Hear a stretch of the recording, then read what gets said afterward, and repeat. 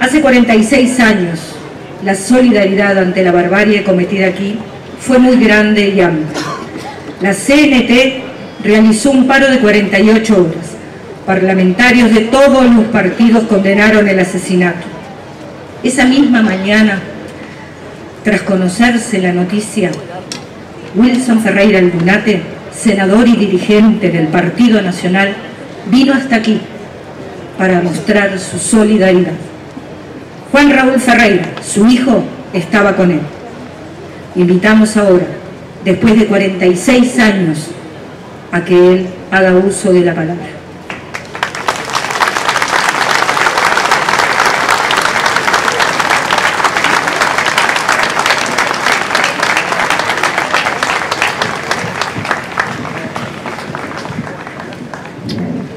Queridas compañeras, queridos compañeros, autoridades nacionales, dirigentes del Partido Comunista, dirigentes de la Organización de los Trabajadores de mi país, del PIT-CNT, compañeras y compañeros todos.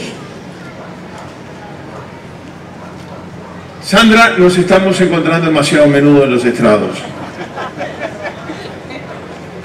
Pero yo les quiero pedir una licencia.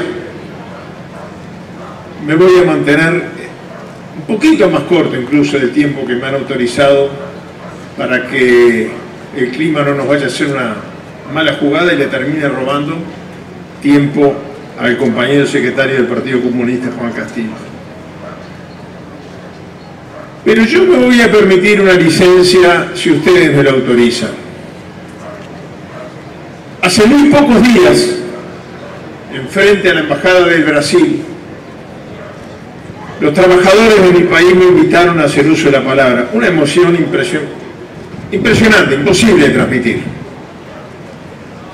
Me emocioné mucho y la emoción me dio por el lado de la vehemencia oratoria. Y hoy yo les quiero confesar que me siento en un estado de ánimo distinto, con las mismas ansias, deseos de ir acordando caminos para unirnos en la lucha que nos espera, que no va a ser fácil, pero ceder a la tentación de hacer algunas referencias, algunas anécdotas excesivamente autorreferenciales. Yo me di el lujo, me di cuenta cuando terminó el discurso sobre Lula, que no hizo falta que en ningún momento yo dijera que era un gran amigo, que nos abría las puertas de su casa en la época del exilio. No era necesario el autorreferencial en aquel acto. Hoy para mí sería imposible no señalar cómo fue mi llegada a los 19 años de edad, más o menos, aquí, hace 46 años.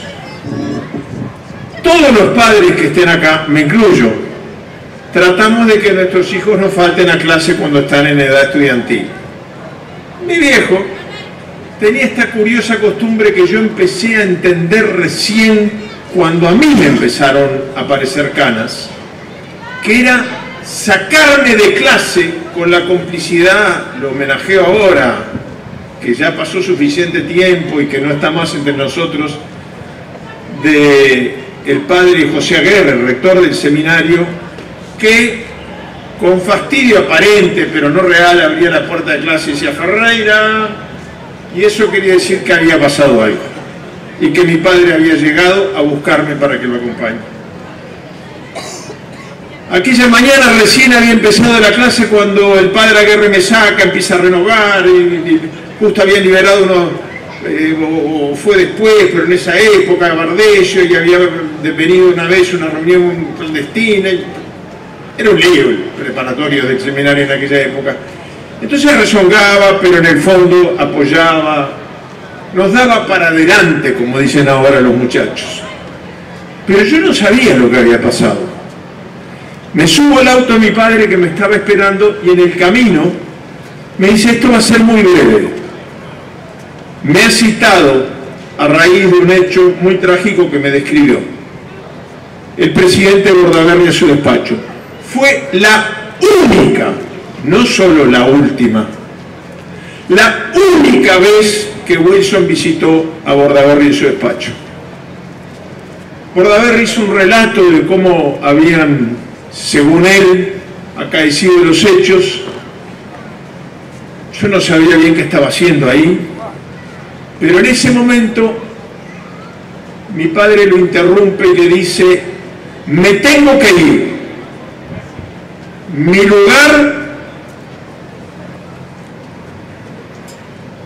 lugar es en la 20 sección del Partido Comunista junto a los familiares de los que están sufriendo.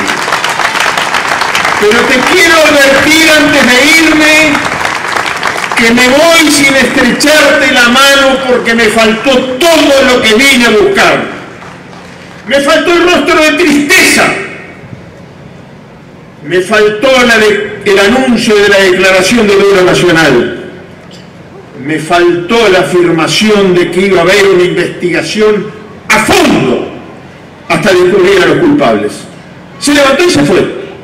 Yo les confieso que quedé medio desconcertado, no sabía qué hacía ahí. Yo, mirando al presidente, me levanté y salí corriendo. Cuando salimos, la prensa se había agolpado para ver lo que había ocurrido y más o menos esto fue lo que transmitió y nos vinimos para acá. Y yo debo reconocer, no es un defecto ni una virtud, es un hecho. Nunca había visto gente muerta, ¿no?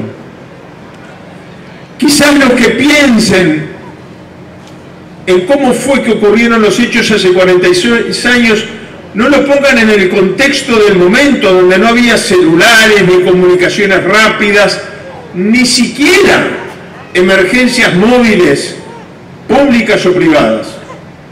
Había la ambulancia más la orden de un juez de esperar y dejar los cuerpos donde estaban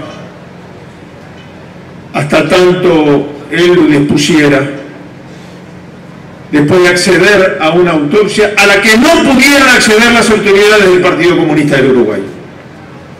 Les entregaron los cajones cerrados después de haberlos tenido tendidos en el piso, sin atención de ningún tipo. Y yo no puedo ocultar que para mí hubo un Uruguay antes, una vida antes y una vida después de aquella experiencia que para mí en lo personal y en lo más íntimo fue tremenda. Que me disculpe, se lo digo con el máximo respeto y el máximo cariño, ya me pasó hace un par de años. Cuando yo lo veo a Machado, se me pone la piel de gallina y a veces no sé aguantar la emoción. Hoy, en el momento en que se estaba por descubrir la placa, empezaron a caer algunas gotas de agua. Se abrieron muchos paraguas, se nos abrió a todos el alma, no se fue un solo asistente y quizás algunos pudimos sentir que por lo menos juntábamos la fuerza que no hemos tenido para derramar alguna lágrima. Y vinimos, estaba Rodríguez Arizmendi, muy poquito después llegaron otros referentes políticos muy importantes, Selmar Michelini, el Toba, Gutiérrez. El Toba, que había sido testigo del primer intento de masacre, porque esto fue la revancha de la frustrada masacre del local de la calle Sierra, del local central del Partido Comunista, evitado, entre otras cosas, por la llegada de Gutiérrez Ruiz como presidente de la Cámara de Diputados. En momentos en que hacía uso de la palabra, tengo entendido, nuestro amigo Jorge Mazarovich irrumpe en estas fuerzas en un procedimiento que todavía no se decía que era oficial. Hay un testimonio impresionante cuando era diputada de Lilian Quechichán, que en aquella época, la actual ministra de Turismo, que en aquella época militaba en las filas de la UJC, y que cuenta la experiencia que sintió cuando echó su cabeza al piso esperando que le llegara la muerte y en vez de eso sintió el vozarrón inconfundible del Toba Gutiérrez pidiendo a las autoridades competentes que se identificaran. Eso transformó un acto paramilitar en un acto oficial que evitó una masacre. Pero la revancha se estaba preparando. Y la vida de los 8 comunistas se sesgó en aquel atentado vil, cobarde, mezquino, que debió advertirnos con más elocuencia los tiempos que se venían, pero que demuestra también lo importante que son los acuerdos políticos, cuando detrás de los acuerdos políticos hay un objetivo para defender la democracia, porque Gutiérrez Ruiz era presidente de la Cámara de Diputados con los votos de la mayoría del Partido Nacional y del Frente Amplio, tras haber conversado mi padre con Rodríguez Arizmendi y lograr ese acuerdo político. No era repartija de cargos, no era reparto de posiciones públicas, era prepararnos para luchar lo que todos éramos conscientes, aunque a veces no lo reconocíamos, aún yo de muy joven edad, de los tiempos que se venían. Yo sentí, aunque no los nombramos, aunque no se leyeron sus nombres, aunque no se colgaron sus retratos, yo lo sentí muy presente en el exilio el día que fundamos la Convergencia Democrática en Uruguay. Creo que cada vez que se ha fortalecido y consolidado una instancia de unidad para luchar contra el enemigo común, no solo el enemigo con nombre y apellido, contra el desempleo, contra el hambre, contra la gente que cae en la violencia fruto de la vida que ha tenido, pero que la derecha cada vez se encima más en buscar solucionar los problemas de seguridad con más penalización, con más marginación, con menos inclusión social. Yo siento la presencia de ellos cada vez que acumulamos fuerzas para poder combatir este enemigo. Bien decía Sandra que hoy quizás los peligros se manifiesten de otra manera. Miremos nada más el mapa de América, miremos dónde estamos nosotros, lo que está ocurriendo en tantos países hermanos, lo que está ocurriendo en Brasil y en Argentina, lo que está ocurriendo en Chile, lo que está ocurriendo en Ecuador, lo que está ocurriendo en Venezuela, el tambaleo tremendo y el riesgo de lo que pueda llegar a ocurrir en Colombia. Y pensemos que hoy los golpes de Estado se dan de otra manera.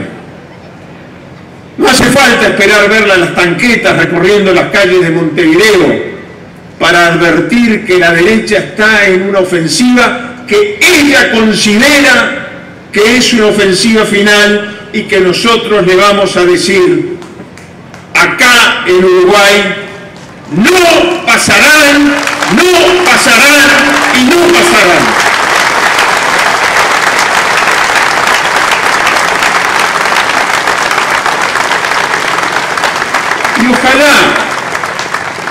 Y ojalá que para frenarlos, para pararlos, para consolidar los avances que se han logrado en los últimos años, hayamos aprendido las lecciones. Yo me hago cargo, no voy a entrar en detalles para no aburrirlo, pero yo me hago cargo de muchos errores que lamentablemente, más que errores, fueron heridas que abrimos después de haber consolidado ese frente antidictatorial al cual le temía la dictadura, al cual el más duro de los fascistas que hoy saca pecho le tenía miedo. Vamos a recomponer ese clima de unidad y vamos a no volver a abrir heridas cuando haya diferencias, las vamos a conversar, las vamos a solucionar, las vamos a superar y vamos a salir más unidos que antes, porque es lo que el tiempo nos está reclamando.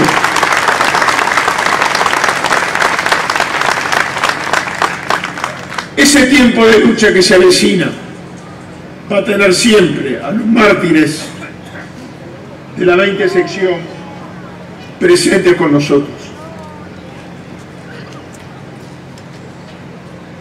Porque nos traen los recuerdos que dan más fuerza, que no son los de su muerte, sino de que nosotros, de todos nosotros, depende que sigan vivos.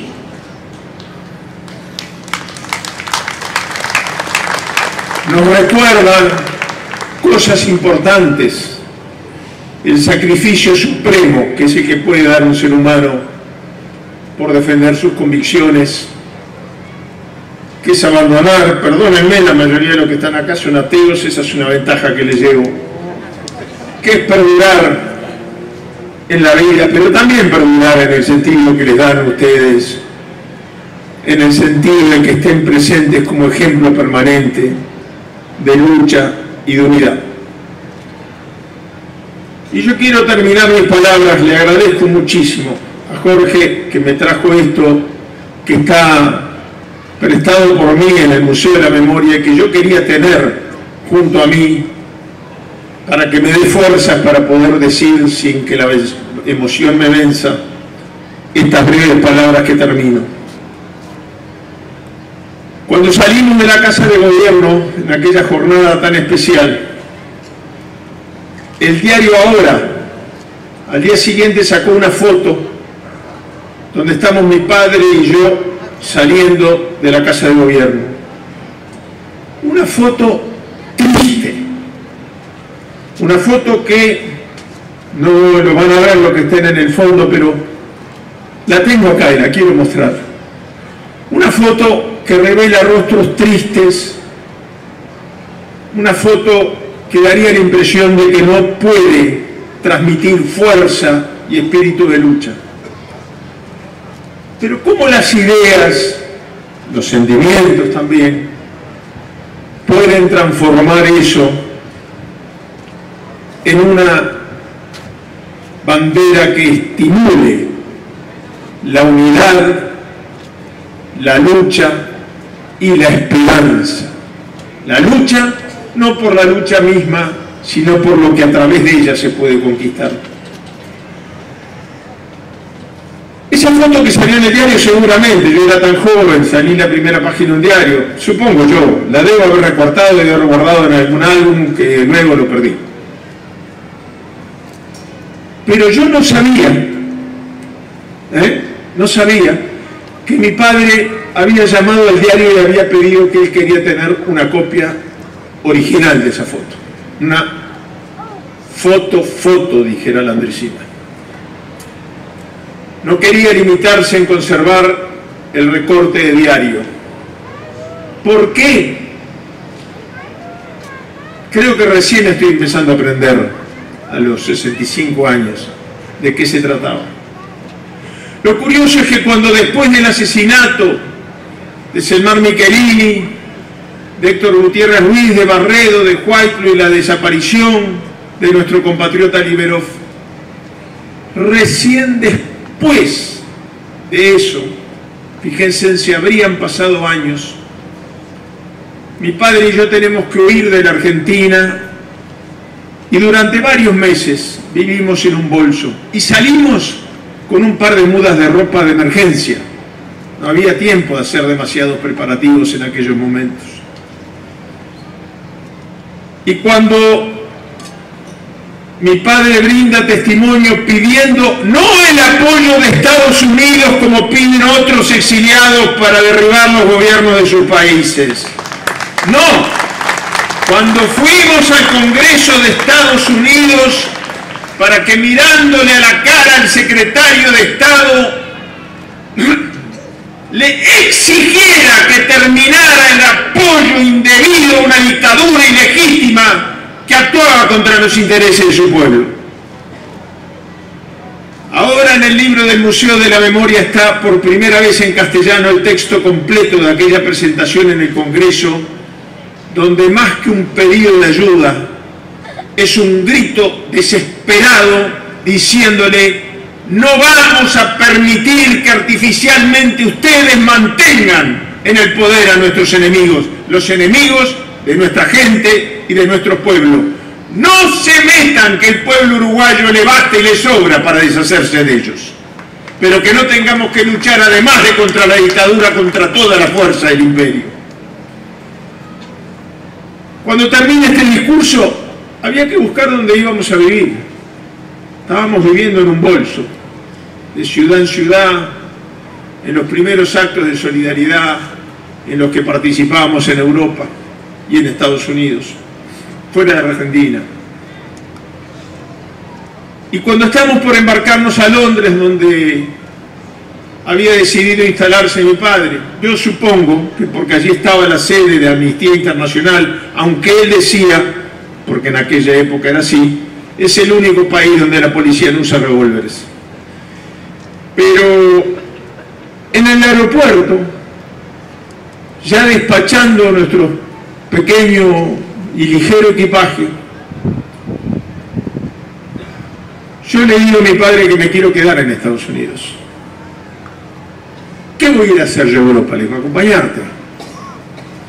Acá hace falta una presencia permanente de la voz de la democracia uruguaya, golpeando las puertas de los legisladores, golpeando las puertas de los sectores democráticos, de las iglesias progresistas, de las organizaciones sociales.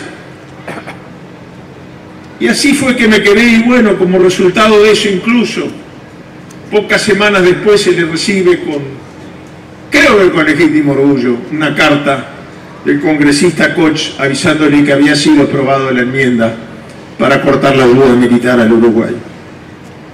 Pero nos despedimos en el aeropuerto muy rápidamente. Mi madre nos quería matar a los dos, pero mi padre entendió enseguida. Nos despedimos con un ligero y distraído abrazo, y 3 días después yo recibo en la casa donde me alojaba esta foto. La foto saliendo de la Casa de Gobierno hacia la 20 sección. La foto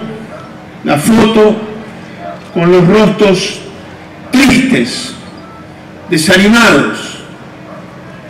Foto a la cual la fuerza de la idea y de la palabra transforman en una bandera de lucha y de esperanza.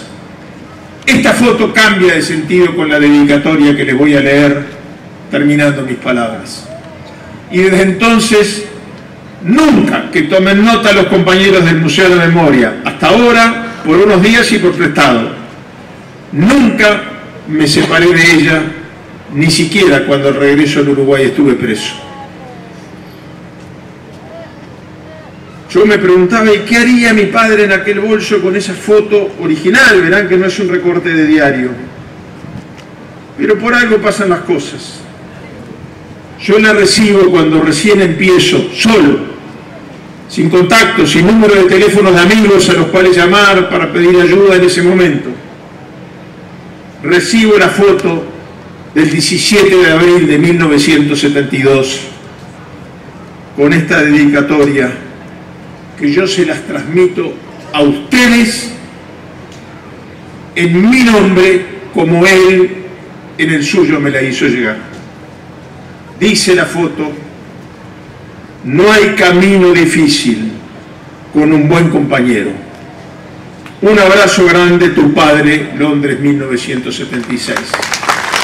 Compañeras y compañeros, seamos buenos compañeros y no